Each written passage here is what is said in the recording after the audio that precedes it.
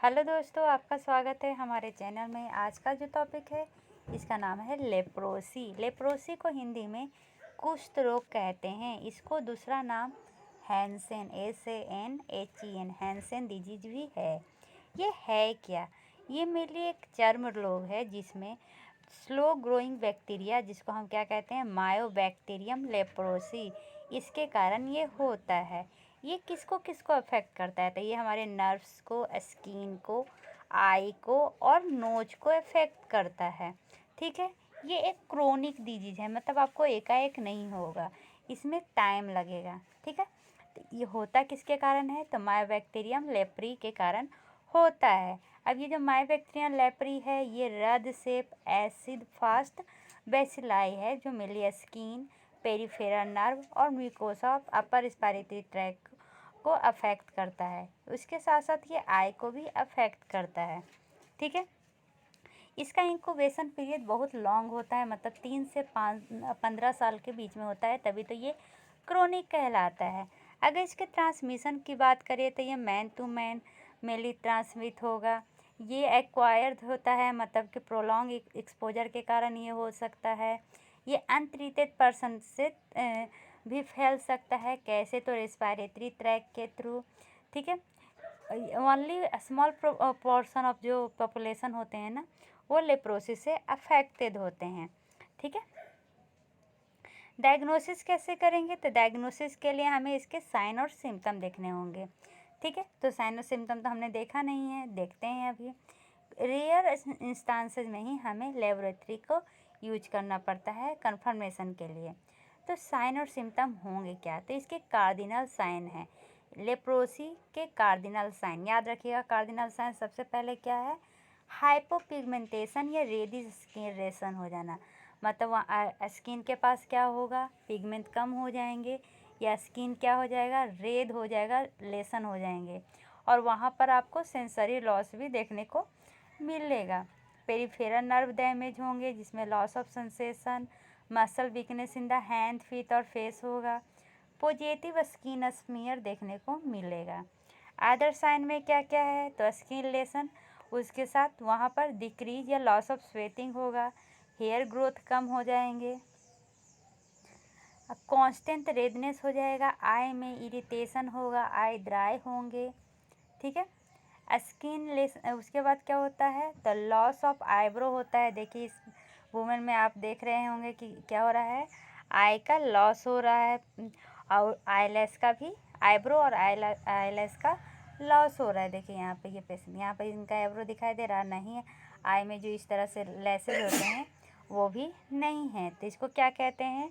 मदरोसिस कहते हैं। मदरोसिस मतलब कि loss of eyebrow and eyelashes. Other sign क्या दिखेंगे और इसके अलावा? तो नसल कंजेशन और ऑब्स्ट्रक्शन देखने को मिलेगा। कभी कभी क्या होगा? तो नोज ब्लीड भी हो सकता है। ये जो नोज का ब्रिज है ना, इसमें कोलैप्स दिखेंगे। देखिए पिक्चर में दिख रहा होगा। ठीक है, ब्रेस्ट, मेल में ब्रेस्ट देखने को मिलता है, जिसको हम गायनेकोमेस्टिया कहते हैं। उसके बाद जो ये हैंड देखिए किस तरह से हो गया है, तो कैसा हैंड दिखेगा? तो मोबाइल और स्टीप क्लॉइंग, हाथ मुड़ा मुड़ा फिंगर्स होते हैं ना, उस तरह के फिंगर्स दिखेंगे। ठीक है, क्रोनिक अल्सर देखने को मिलेगा, फुट, पाल्म और हैंड में पिक्चर में दिख रहा है। तो डायग्नोसिस कैसे करते हैं? तो डायग्नोसिस हम मेनली बेस्ड होता है इसके क्लिनिकल साइन और सिम्टम पे। ठीक है, डेवलपमेंट ऑफ कॉम्प्लिकेशंस, जो कॉम्प्लिकेशंस बढ़ता है वो मेनली प्रिवेंट किया जा सकता है अगर इसको टाइमली हम डिटेक्ट कर लें, डायग्नोसिस करेक्ट करें और इफ़ेक्टिव ट्रीटमेंट करें। तो इसके लिए हमें क्या करना पड़ेगा? पेशेंट का हिस्ट्री देखना पड़ेगा। तो हिस्ट्री में हम सबसे पहले क्या देखेंगे? तो जो फर्स्ट लेसन है उसका क्या नेचर है, क्या सिम्टम है, और ये कितना प्रोग्रेस किया है। ये मेनली जो स्किन लेसन यूजुअली डेवलप्ड होता है वो स्लोली होता है, ओवर मंथ, सेवरल मंथ में। ठीक है, इसलिए ज़्यादा ट्रैवल नहीं करता है। तो पेशेंट से हम क्या क्या पूछेंगे? सबसे पहले ये लेसन आपने कब नोटिस किया, कैसा इसका अपीयरेंस था, कैसा आप फील कर रहे हैं, क्या ये पेनफुल है, क्या ये ईचिंग है, ये सब क्वेश्चन मेनली पूछेंगे। दूसरा हम पास्ट ट्रीटमेंट में क्या पूछेंगे पेशेंट की हिस्ट्री में, what did the patient do when he first notice the lesson. सबसे पहला जब लेसन वो उसने नोटिस किया पेशेंट ने, तो वो पेशेंट ने क्या किया, क्या कोई ड्रग अप्लाई किया, क्या कोई ड्रग इफ़ेक्ट किया इस लेसन पे। अदर इलनेस में ये भी देखेंगे कि कौन सा ड्रग का कंट्राडिक्शन है, कौन सा अदर इलनेस है, स्पेशल अटेंशन देखेंगे और इसको रिफ़र भी कर सकते हैं। ठीक है, पेशेंट से पूछेंगे क्या आपको कोई लीवर डिजीज है, किसी ड्रग से एलर्जी है, अगर है तो किस ड्रग से। उसके बाद चौथा में हम क्या पूछेंगे कि क्या आप कोई ऐसे पर्सन के कांटेक्ट में आए हैं जिनको लेप्रोसी है, जिसको शॉर्ट फॉर्म में PWL कहा जाता है। P से पर्सन, W से एल और W से विथ और L से leprosy, person with leprosy contact में आए हैं। ठीक है, ये सब इंफॉर्मेशन डिजीज को सस्पेक्ट करने के लिए बहुत ही इम्पोर्टेंट रहता है। और भी क्वेश्चन पूछेंगे, क्या आपके फैमिली में किसी को लेप्रोसी है, क्या आपका कोई ऐसा फ्रेंड जिसको लेप्रोसी हुआ है, फ्रेंड या साथ में काम करने वाला। ठीक है, वर्ल्ड हेल्थ ऑर्गेनाइजेशन के अनुसार लेप्रोसी को 3 टाइप में बांटा गया है, सिंगल लेसन पॉलीबैसिलाई जिसको SLPB कहते हैं, पॉसीबैसिलाई जिसको PB कहते हैं, मल्टीबैसिलाई जिसको MB कहते हैं। ये जो टाइप ऑफ लेसन है ना, तो सिंगल लेसन पॉसीबैसिलाई में जो टाइप होता है वो मैक्यूल होते हैं, पॉसीबैसिलाई में इनफिल्टर्ड पैसेज होते हैं और मल्टीबैसिलाई में क्या होते हैं, मैक्यूल्स, पैक्यूल्स, प्लेक्यू और इनफिल्ट्रेशन तीनों होता है। तो चलिए पहले इसका इस तरह का होता है लेप्रोसी। अगर ये जो लेप्रोसी है इसमें ये जो बना हुआ है ये अगर एक होगा तो इसको सिंगल लेसन पॉसीबैसिलरी कहेंगे, 2 से 5 के बीच में होगा तो इसको क्या कहेंगे, पॉसीबैसिलरी, और ग्रेटर देन 5 हुआ तो क्या हो जाएगा, मल्टीबैसिलरी हो जाएगा। तीसरा से तीनों का नंबर के अनुसार क्लासिफिकेशन कर दिए। अगर सरफेस के अनुसार इसका क्लासिफिकेशन करेंगे तो जो सिंगल लेसन है वो नॉर्मल, ड्राई और स्केली होगा। जो पॉसीबैसिलरी है वो भी नॉर्मल, ड्राई और स्केली होगा, लेकिन इसमें जो हेयर ग्रोथ है वो एब्सेंट हो जाएंगे। मल्टीबैसिलरी में स्मूथ होगा, शाइनिंग करेगा और कुछ उसमें जो लेसन होंगे वो ड्राई देखेंगे। अगर बॉर्डर की बात करें तो सिंगल लेसन में इल डिफाइंड से वेल डिफाइंड होंगे, पॉसीबैसिलरी में वेल डिफाइंड से क्लियर कट मार्जिन होगा और मल्टीबैसिलरी में वैग्यू स्लोपिंग आउटवर्ड मर्ज करता है सराउंडिंग स्किन से। सेंसिटिविटी तो मेनली जो सिंगल लेसन है उसमें इम्पेयर हो जाएगा, पॉसीबैसिलरी में इम्पेयर से एब्सेंट हो जाएगा और ये मल्टीबैसिलरी में एब्सेंट होगा या इम्पेयर होगा। ठीक है, नर्व इन्वॉल्वमेंट तो सिंगल लेसन में नहीं होगा, पॉसीबैसिलरी में 0 से 1 होगा और मल्टीबैसिलरी में ग्रेटर देन 1 होगा। तो ऐसे ग्रेटर देन अगर कुछ रहे तो वो हो जाएगा मल्टीबैसिलरी। ठीक है, स्लीट स्किन स्मीयर, इसमें SLPB निगेटिव होंगे, पॉसीबैसिलरी निगेटिव होगा और मल्टीबैसिलरी पॉजिटिव होंगे। ठीक है, अब अगर slit skin smear test positive रहा इसका मतलब क्या होगा, उसको मल्टीबैसिलरी लेप्रोसी होगा। अब इसका पैथोफिजियोलॉजी, ये एक क्रोनिक इन्फेक्शन है जो मेनली एसिड फास्ट रस से बैसिलस जिसका मायोबैक्टीरियम लेप्री नाम है उससे होता है। ये 2 कनेक्टेड डिजीज के कारण होता है। एक तो ये अफेक्ट करता है सुपरफिशियल टिश्यू स्पेशली स्किन को और दूसरा पेरिफेरल नर्व को। ठीक है, ये जो है ये इंटर करता है कैसे, तो रेस्पिरेटरी ट्रैक के थ्रू और ये स्कैवेंज सेल में क्या कूलर प्लेसेज में। ठीक है, cutaneous nerve trunk of the limb and face bacilli multiply in the scavenge cell. अब ये जो स्कैवेंज सेल है इसमें कहाँ पर बेसिलाई मेनली मल्टीप्लाई करता है, तो वो क्यूटेनियस नर्व और trunk of limb and face में। ठीक है, ये 2 तरह से होता है। ये जो लेप्रोसी होता है ना वो 2 तरह से होता है, एक गुड होता है, एक बैड होता है। गुड CMI रिस्पॉन्स, CMI मतलब सेल मेडिएटेड इम्यूनिटी रिस्पॉन्स, इसमें कोई भी स्किन और नर्व लेशन अपीयर नहीं होता है। बैड या वीक CMI रिस्पॉन्स, इसमें क्या होता है, मल्टीबैसिलरी लेप्रोसी होती है। गुड CMI रिस्पॉन्स में स्किन और नर्व लेशन अपीयर होगा तो उसमें हीलिंग भी उसके साथ साथ होगी। बैड CMI रिस्पॉन्स में स्किन और नर्व, टेस्टिस, किडनी, वॉलेंट्री या स्मूथ मसल, रेटिकुलो इंडेक्युलर साइट, ये सब मेनली इन्वॉल्व होंगे। गुड में पॉसिबैसिलरी लेप्रोसी देखने को मिलेगा और दोनों क्या करते हैं, डिसेबिलिटी और डिफॉर्मिटीज करते हैं, जिसके कारण लेप्रोसी होता है। अब इसका ट्रीटमेंट, तो इसका ट्रीटमेंट जो होता है उसको कहते हैं multi drug therapy.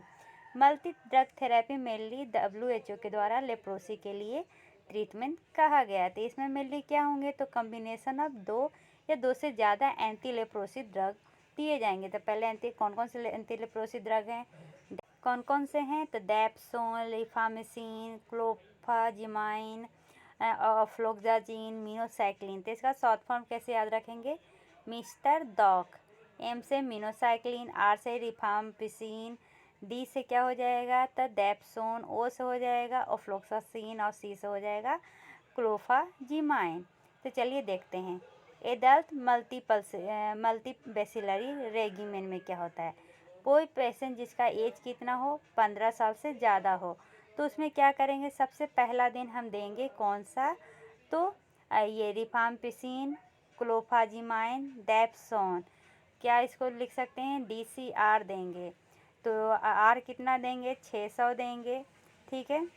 Rifampicin, C कितना देंगे, 300 देंगे, और D कितना देंगे, 100, 300, 600, ठीक है। फिर फर्स्ट डोज में ये देंगे, ये मंथली दिया जाता है, मतलब आज देंगे, उसके बाद 1 मंथ के बाद फिर पहला दिन 3 देंगे, फिर 2 से लेके 28 दिन तक डेली एक DC देंगे, ठीक है। तो पहला में DCR दिए थे, अब ये हार हटा दीजिए और DC हर दिन देंगे, ठीक है। कितना देंगे, तो DCR देखिए, DCR कितना दिए थे, 100, 300, 600, ठीक है। अब इसका क्या करना है, तो ये जो C है वो 50 दिया जाता है और ये कितना दिया जाता है, 100, मतलब कि जो क्लोफाजिमाइन है उसके डोज कम होंगे, बाकी डैप्सोन सेम होगा, 50 हो जाएगा। ड्यूरेशन कितने दिन के लिए दिया जाता है, तो 12 ब्लिस्टर पैक दिए जाते हैं, मंथली लिया जाता है और मैक्सिमम 18 मंथ के लिए लिया जाता है। कितने ब्लिस्टर पैक, तो 12 ब्लिस्टर पैक मंथली लिया जाता है 18 मंथ तक, ठीक है। अगर यही जो पेशेंट है मल्टीबैसिलरी में अब 10 से 15 साल के बीच में रहेंगे, तो DCR इसमें भी लेंगे, लेकिन डोज क्या हो जाएगा, कम हो जाएगा। उसमें कितना था एडल्ट में, मतलब 15 से 12 में 100, 300 और 600। अब जो DCR जो फर्स्ट दिन दिया जाएगा उसमें कितना कितना है, तो 50, 150, 450, ठीक है। तो इसमें 5 5 5 है, याद रहेगा, 50, 150, 450, ठीक है। अब देखिए 2 से 28 दिन में क्या देंगे, DC देंगे। तो DC कितना देंगे, तो C तो 50 उसमें भी हो गया था, लेकिन इसमें इसका भी 50 हो जाएगा, ठीक है, कोई चेंज नहीं है। तो आपने एक ध्यान दिया, जो फर्स्ट दिन दी देते हैं वही पूरे दिन देते हैं, ठीक है। जैसे कि इसमें क्या था, 15 साल में 100 दे रहे थे तो पूरे दिन में 100 देंगे, उसी बच्चों में 50 पहला दिन दे रहे हैं तो पूरे दिन में 50 देंगे। कम किस में होता है, तो क्लोफाजिमाइन में होता है, तो इसमें टेंशन नहीं है। 50 उसमें भी डेली दे रहे थे, एडल्ट में भी और चाइल्ड में भी 50 देंगे। ये जो इसमें कितना ब्लिस्टर देते हैं, तो 12 ब्लिस्टर बैक देते हैं और मैक्सिमम कितने साल के लिए देते हैं, तो 18 साल के लिए देते हैं, ठीक है। मल्टीबैसिलरी ख़त्म हो गया, अब आते हैं पॉलीबैसिलरी में। पॉलीबैसिलरी में एडल्ट जिसका 15 साल से ज़्यादा है, तो इसमें क्या देंगे, तो इसमें देंगे DCR, सिर्फ डॉक्टर देंगे, ठीक है। मल्टीबैसिलरी में DCR दिए थे, ठीक है। डॉक्टर में कितना देंगे, तो ये तो 100 पड़ता ही है और ये 600 देंगे। ठीक है, डोज सेम है तो आपको याद करने में टेंशन नहीं होगा। ये जो पॉसिबसिलरी में है, इसमें 6 मंथ के लिए देते हैं, 6 ब्लिस्टर पैक देते हैं, 9 मंथ के लिए देते हैं मैक्सिमम, तो उसका आधा हो गया पॉसिबसिलरी में।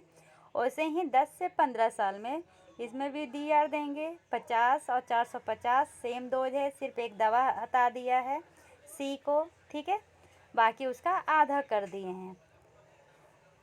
चिल्ड्रन जिसका एज 10 साल से कम हो, 10 ईयर से कम हो, उसमें डोज को एडजस्ट किया जाता है।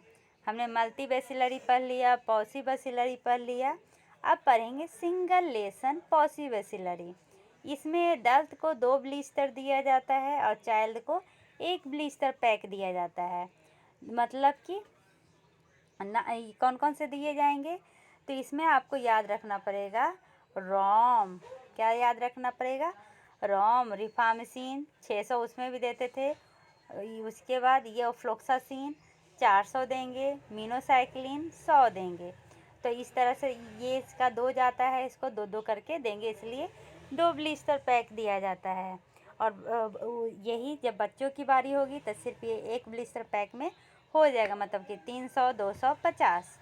ठीक है, कौन सा है याद करने के लिए? द रोम, ROM, रोम। अब इसके साइड इफ़ेक्ट देखते हैं। तो रिफाम्पिसिन का क्या साइड इफ़ेक्ट है? इसमें स्लाइटरी रेड कलर हो जाएगा। ठीक है, स्लाइटरी रेड डिस्कलरेशन हो जाएगा यूरिन का दवा लेने के कुछ आवर तक। ठीक है, पेशेंट जो हैं वो मलेस फील करेंगे, ज्वाइंट और मसल पेन देखने को मिलेगा। ठीक है, क्लोफाजिमाइन में क्या होंगे? गैस्ट्रिक इरिटेशन होंगे, स्किन डिसकलर हो जाएगा, पिक्चर में देख रहे हैं। ठीक है, स्किन ड्राई हो जाएगा। डेप्सोन, इसके साइड इफ़ेक्ट रेयर हैं, लेकिन इसमें एलर्जिक रिएक्शन देखने को मिलता है। ठीक है, कुछ लोग को क्या होता है ना, सल्फा ड्रग से एलर्जी होता है, तो उनको डेप्सोन नहीं दिया जाता है। ऑफ्लोक्सासिन में क्या होता है? ये मेनली बेल ऑब्जर्व हो जाता है, उसके बाद इसका पीक मेनली 2 आवर के बाद होता है। इसमें नौसिया, डायरिया, हेडेक, डिजीनेस और इंसोमिया देखने को मिलता है। मिनोसाइक्लिन, एमलेप्री, इसमें मेनली टीथ का डिस्कलरेशन होता है। तो आप ऐसे याद कर सकते हैं, ये मीनू जो लड़की है ना, उसका दांत बहुत गंदा रहता है, मतलब पीला कलर का हो जाता है, डिस्कलरेशन हो जाता है। वो इसलिए इतनी वीक हो गई कि उसको चक्कर आ रहे हैं, पेट हमेशा ख़राब रहता है। अब ये जो मल्टी ड्रग ट्रीटमेंट है ना, ये सबका मिला के कंट्राडिक्शन का है। जब किसी को सीवियर किडनी या लंग डिजीज, लीवर डिजीज होंगे ना, तो उनको ये कंट्राडिक्टेड होते हैं। या किसी को हाइपर सेंसिटिविटी है या सीवियर एनीमिया, मेनली जो फ्लोक्सासिन है, अमीनोसाइक्लिन है, वो प्रेग्नेंट वुमेन को नहीं दिया जाता है। और जो बच्चे 5 साल से कम हो, याद रखिए मिनोसाइक्लिन और फ्लोक्सासिन को प्रेग्नेंट वुमेन और 5 साल के बच्चे से कम को नहीं दिया जाता है। अब देखते हैं पेशेंट एजुकेशन। मेनली पेशेंट को बताना चाहिए कि जो MDT ट्रीटमेंट है, ये बहुत ही ज़्यादा सक्सेसफुल होता है लेप्रोसी पेशेंट के लिए, और इसको कैसे लेना है, क्या लेना है, ये सारी चीज़ें बतानी चाहिए। ठीक है, जो लेप्रोसी है ना, वो क्यूरेबल होता है MDT से, अगर इसको रेगुलरली और कंटिन्यूसली लिया जाए, जितना जैसे प्रिस्क्राइब्ड है उसके अनुसार। कितने मंथ के लिए? तो 12 से 18 मंथ के लिए मल्टीबैसिलरी में, और पॉसिबैसिलरी में 6 से 9 मंथ के लिए। एडवाइस करना चाहिए पेशेंट को कि वो मंथली और daily doses MDT drug regularly लें, कंटिन्यूसली लें, ताकि उनको डिजीज से इजीली छुटकारा मिल सके। Second, leprosy patient non infectious हो जाते हैं एक बार जब MDT स्टार्ट हो जाता है। एक्सप्लेन करो पेशेंट को कि वो जब आप एक बार ट्रीटमेंट स्टार्ट कर दिए तो मेनली वो एक नॉन इन्फेक्शियस हो जाते हैं।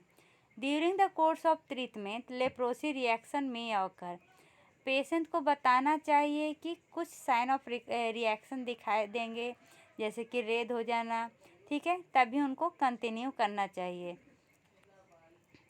चौथा, impairment of high hand and feet are preventable. जो इम्पेयरमेंट हो जाता है वो सही हो जाएगा। ठीक है, जैसे कि पेशेंट को एडवाइस किया जाता है कि इसका एनेस्थेटिक जो हुआ है हैंड फीट प्रोटेक्टिव डिवाइस के यूज करने से सही हो जाएगा, जैसे कि सन ग्लासेज, हैट्स, ग्लव्स और शूज। एमडीटी अवेलेबल होता है फ्री में। ट्रीटमेंट कंप्लीशन, ट्रीटमेंट को हम कंप्लीट कब कहेंगे? जब जो पॉसिबल है ना वो ऑलरेडी 6 एमडीटी ब्लिस्टर पैक ले चुका है 6 से 9 मंथ में। मल्टीवेसिलरी 12 एमडीटी ब्लिस्टर पैक ले चुका है 12 से 18 मंथ में। और जो एसएलपीवी था वो सिंगल डोज ले चुका है आरओएम का। तो इस तरह से हम कहेंगे कि उसका क्या हो गया, कंप्लीट हो गया। ट्रीटमेंट कंप्लीशन, इसमें ये याद रखना है ना, remind the patient about early sign of leprosy reaction. Mainly ये जैसे कि कोई दवा ले रहा है, रिएक्शन कर रहा है तो पेशेंट को नर्वस हो जाते हैं, तो उन्हें बताना चाहिए कि क्या क्या हो सकता है। उन्हें ये भी बताना चाहिए कि आप इसको ये छोड़ देंगे तो क्या होगा। इनकरेज करना चाहिए कि आई का, हैंड का, फीट का सेल्फ केयर करें ताकि वो इंजरी और डिफॉर्मिटी से बचा सकें। डिफॉल्टर्स, डिफॉल्टर्स का मतलब क्या होता है? Defaulters is a patient who started the treatment but who was not collected his MDT drug for 6 month. मतलब कि डिफॉल्टर कहने का मतलब है कि हॉस्पिटल आया, दिखाया, कुछ दिन दवा लिया, उसके बाद वो नहीं लिया, ठीक है, तो उसको हम क्या कहेंगे? डिफॉल्टर कहेंगे। उसके बाद वो दोबारा आते हैं, रीट्रीटमेंट करवाते हैं, तो क्या होता है ना, बार बार एक ही ड्रग को मिसयूज करने पे हमारा शरीर उसके लिए रेजिस्टेंस हो जाता है। इसलिए डिफॉल्टर जो रिटर्न होते हैं रीट्रीटमेंट के लिए, उनको न्यू कोर्स ऑफ एमडीटी दिया जाता है, ठीक है।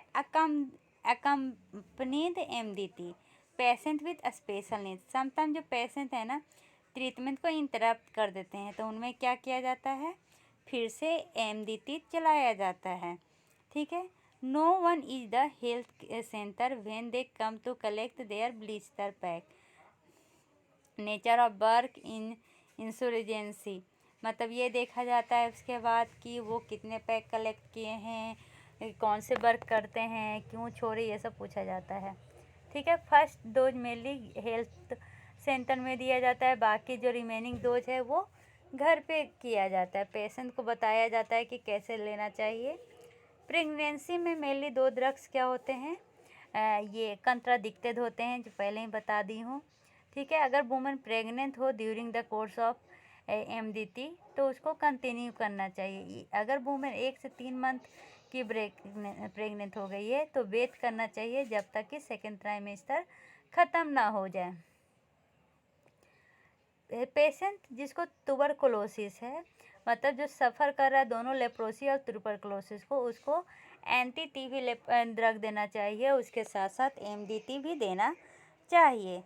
जैसे कि रिफाम्पिसिन क्या होता है, टीबी के लिए भी होता है, एमडीटी के में भी आता है, तो रिमूव करना देना चाहिए rifampicin capsule from MDT blister pack duration of TB. जब मान लीजिए कि देखें टीबी और एमडीटी दोनों में हम रिफाम्पिसिन देते हैं, तो अलग अलग देने की क्या ज़रूरत है? अगर एक ही बार में अगर टीबी का ड्रग्स ले रहे हैं तो टीबी के ड्रग में ही तो रिफाम्पिसिन आ रहा है, तो फिर हम क्या करते हैं, मल्टी ड्रग थेरेपी से उसको निकाल देते हैं, ठीक है। और फिर क्या देंगे, सिर्फ क्लोफाजिमाइन और डेप्सोन देंगे टीबी के दवा के साथ, ठीक है। अगर किसी को HIV इन्फेक्शन हुआ है तो हम क्या करेंगे, तो मैनेजमेंट करेंगे लेप्रोसी पेशेंट जिसको HIV सेम जैसे कि अदर को करते हैं, ये नहीं कि छुआछूत है उसमें टच मत करो, ये मत करो, ठीक है। उसको इन्फॉर्मेशन देंगे कि जो रिस्पॉन्स है वो दोनों का सेम होगा। Management including treatment of reaction does not require modification. Relapse मतलब रीऑकरेंस ऑफ लेप्रोसी। मान लीजिए कि अभी ठीक हो गया, फिर कुछ दिन के बाद दोबारा आ गया, उसको क्या कहते हैं, रिलैप्स। इसमें क्या होंगे, अलग कैरेक्टर के लेसन अपीयर होंगे, ठीक है। मेनली जो प्रोबेबिलिटी होता है ना रिलैप्स का आफ्टर एमडीटी रेयर होता है, लेकिन कभी कभी क्या होता है कुछ अलग रिएक्शन हो जाता है, लेकिन लोग कन्फ्यूज कर जाते हैं कि उनको लेप्रोसी होया हुआ है। अब इसका फाइनली लास्ट में एल्गोरिदम देखते हैं कैसे डायग्नोसिस करेंगे और फिर कैसे उसका मैनेजमेंट करेंगे। अगर किसी को लेप्रोसी है तो सबसे पहले हम उसमें कार्डिनल साइन देखेंगे। कार्डिनल साइन में क्या है, स्किन में लेसन होया हुआ है, वो लेसन या तो हाइपोपिगमेंटेड होगा, मतलब कि पेल टाइप का होगा, या रेड होगा। वहाँ पर क्या होंगे, पेरिफेरल नर्व का इन्वॉल्वमेंट दिखेगा, जैसे कि लॉस ऑफ सेंसेशन। उसके बाद जब हम बायोप्सी करेंगे या ये स्लीट टेस्ट करेंगे तो उसमें एम लेप्रोसी देखने को मिलेगा। अगर ऐसा कार्डिनल साइन है तो उसको फिर हम क्या कहेंगे, तो उसको हम लेप्रोसी समझेंगे। अगर नहीं है तो कंसीडर करेंगे अदर डिजीज जैसे कि फंगस, और उसको रिव्यू करेंगे 3 मंथ के बाद। अगर लेप्रोसी है तो आप देखेंगे कि पॉसिबसिलरी है या मल्टीपसिलरी है। तो पॉसिबसिलरी रहेगा तो 1 से 5 स्किन लेसन के बीच में रहेगा, और जो स्किन स्लीट स्मीयर था वो निगेटिव आएगा, एएफ भी निगेटिव आएगा। ठीक है, बायोप्सी में कोई भी एएफ भी नहीं दिखेंगे। लेकिन मल्टीवेसिलरी में क्या होंगे, तो स्किन स्मीयर क्या होंगे, पॉजिटिव आएगा, और एएफ भी पॉजिटिव आएगा। अगर पॉसिबसिलरी पॉजिटिव आया, ठीक है, तो क्या होंगे, तो हम उसमें ड्रग थेरेपी स्टार्ट करेंगे 6 मंथ के लिए। लेकिन अगर मल्टीवेसिलरी आया तो ड्रग थेरेपी 12 मंथ के लिए होता है। ठीक है, अब मान लीजिए कि पेशेंट को ये नहीं आया, पॉसिबसिलरी नहीं आया, तो हम पेशेंट से पूछेंगे कि क्या आपको कोई रिएक्शन है, जैसे कि कोई डिजीज एकाएक आ गया है, कोई सिस्टमेटिक या लोकलाइज इन्फ्लामेशन है। अगर नहीं है तो हम कंटिन्यू करने कहेंगे एमडीटीवी, मतलब कि multi drug treatment with regular follow up करने के लिए। अगर है तो उसमें 2 चीज़ हो सकता है, या तो टाइप 1 जिसको रिवर्सल रिएक्शन कहते हैं, टाइप 2 जिसको इराइथेमा नोडोसम लेप्रोसम कहते हैं। टाइप 1 जिसको रिवर्सल रिएक्शन कहते हैं, टाइप 2 जिसको इराइथेमस नोडोसम लेप्रोसम कहते हैं। पहले फुल फॉर्म जान लेते हैं। रिवर्सल रिएक्शन को आरआर कहते हैं, इराइथेमा नोडोसम लेप्रोसम को ईएनएल कहते हैं। बी टी से क्या होता है, बॉर्डरलाइन ट्यूबरकुलोसिस। एलएल से क्या होता है, तो लेप्रोसी लेप्रोमेटस। बीएल से क्या होता है, तो बॉर्डरलाइन लेप्रोसी। एलएल से तो पहले ही बता दिए थे। अब ये रिवर्सल रिएक्शन क्या होता है, reversal reaction mainly cellular immune, इसमें क्या होगा, सेलुलर इम्यून रिस्पॉन्स बढ़ जाएगा। ठीक है, मूवमेंट होगा ट्यूबरकुलोसिस पोल ऑफ डिजीज के तरफ। रिएक्शन ज़्यादा कॉमन होता है border line form of leprosy में, और ये मेनली ऑकर नहीं होता है पोलर फॉर्म में। वही जो हमारा ईएनएल है, इसको टाइप 2 लेप्रा भी कहते हैं। ये कॉम्प्लिकेशन होता है लेप्रोमेटस लेप्रोसी का। ठीक है, इसमें क्या होंगे, तो डेवलपमेंट होगा इन्फ्लेंस सबकुटेनियस नोड्यूल्स का, जिसके कारण फीवर, लिम्फेडिनोपैथी और अल्ट्राजिया देखने को मिलता है। ठीक है, तो लेप्रोसी का हम इस तरह से कह सकते हैं 2 मेजर टाइप है, एक तो ट्यूबरकुलोसिस और एक लेप्रोमेटस। जिस पेशेंट को ट्यूबरकुलोसिस लेप्रोसी है उसमें लिमिटेड डिजीज होंगे, कुछ बैक्टीरिया होगा जो स्किन और नर्व्स तक रहेंगे, और जो लेप्रोमेटस पेशेंट होंगे उसमें वाइड स्प्रेड डिजीज होंगे और लार्ज नंबर ऑफ बैक्टीरिया रहेगा। ठीक है, अगर ये है तो उसमें मेनली क्या क्या दिखेंगे, तो उसमें ये डिजीज सीवियर है या मॉडरेट है, मतलब ये दोनों डिजीज में स्वेलन और सीवियरली पेनफुल और टेंडरनेस नर्व रहेगा, मसल वीकनेस रहेगा, mainly chronic contracted nerve pain with paralysis रहेंगे। अगर ऐसा है तो उसको क्या करेंगे, उसको ट्रीट करेंगे। मॉडरेट टू सीवियर है तो रेस्ट करने कहेंगे, उससे ठीक नहीं होगा तो प्रिडनिसोन देंगे, क्लोफाजिपाइन देंगे, फिर NFA देंगे फॉर एवरी 2 वीक, माने 2 वीक तक NFA देंगे। MDT कंटिन्यू करने कहेंगे अगर पेशेंट को ट्रीटमेंट की ज़रूरत है, उसके बाद उसको रिफ़र कर देंगे। माइल्ड है तो रेस्ट करने कहेंगे, एनाल्जेसिक देंगे, NFA देंगे एवरी 2 वीक के लिए। ठीक है, कंटिन्यू करने कहेंगे MDT। अब ये NFA क्या होता है, NFA मतलब होता है नर्व फंक्शन असेसमेंट करेंगे। इसी के साथ ये वीडियो ख़त्म होता है। अगर आशा है आपको समझ में आया होगा, समझ में आया तो लाइक और सब्सक्राइब करना ना भूलें। धन्यवाद।